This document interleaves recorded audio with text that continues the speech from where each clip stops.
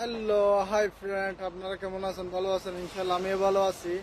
আজকে ভিডিও নিয়ে আসলাম 2 নম্বর ক্রেশারে 2 নম্বর স্কিনের উপর যেখানে মাল পরা হয়, পাথর পরা হয়, ও বেলটা লিফারিং করবো, আপনাদেরকে দেখানোর জন্য চেষ্টা করব। মূল ভিডিওতে চলে যাচ্ছি। তো দর্শক ভাইরা দেখতেছেন, এটা হচ্ছে যে বেল, এটাকে লিফারিং করতে হবে। তো বেল এটা এখানে মাল পরা হয়, উপর থেকে পাথর পরা হয়। তো বেলটা খেয়ে গেছে গা। তো বেলটা যদি চেস না করলে হচ্ছে যে জালি ভেঙে ফেলবে। তো আমি বেলটা লিফারিং করব, আপনাদেরকে দেখাবার জন্য চেষ্টা করব। তো এখানে 2টা বোল্ট আছে।